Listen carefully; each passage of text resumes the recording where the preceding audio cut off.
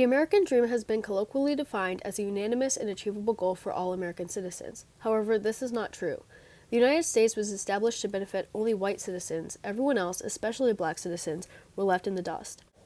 A common defense of America is that African Americans were freed from slavery centuries ago, and segregation ended in the 60s, so there should not be any disadvantage for any race.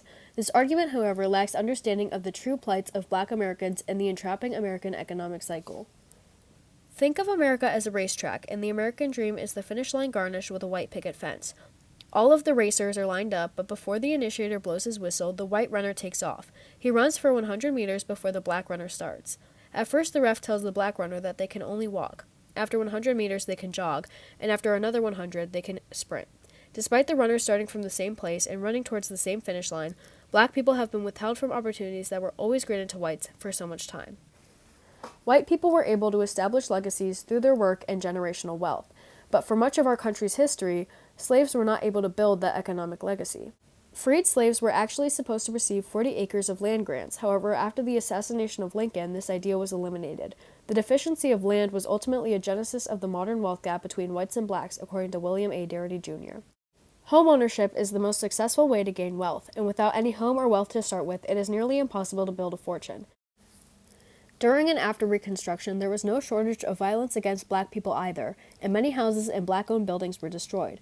Additionally, black people were prevented from voting in the South through restrictions such as poll taxes, literacy tests, and the grandfather clause. Continuously, black citizens lost out on opportunities because the American government failed them. Black neighborhoods were redlined. They were deemed dangerous and outlined on a map in red pen. The Homeowners Loan Corporation did not give these neighborhoods loans. The GI Bill, which gave veterans a stepping stone after war, was not offered to African American vets. Even the American justice system is ironically unjust. There is a disproportionate amount of black and brown inmates in American prisons, many in prison for benign crimes or they are wrongly accused. Even the same crimes result in different sentences for different races. The use of crack cocaine, a drug predominantly used in white areas, receives a shorter sentence than the use of crack rock, the same drug, just predominantly used in black areas.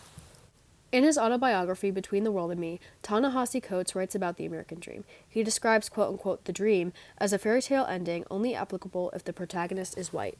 He says, it's perfect houses with nice lawns. It is Memorial Day cookouts, block associations, and driveways. The dream is tree houses and the Cub Scouts. The dream smells like peppermint but tastes like strawberry shortcake. His description to most sounds sweet and comforting, and to many it is a reality, but Coates adds, and for so long I have wanted to escape into the dream, to fold my country over my head like a blanket. But this has never been an option because the dream rests on our backs, the bedding made from our bodies. Coates articulates that despite much of America's wealth being a result of years of slavery, America still does not provide to black people any apology, any wealth in return. In reality, generational wealth is a predeterminer of someone's future, and many white people have that wealth. They are well off and smiled at by their country. Black slaves cannot develop wealth to pass on, therefore creating a sort of generational gridlock for many black families.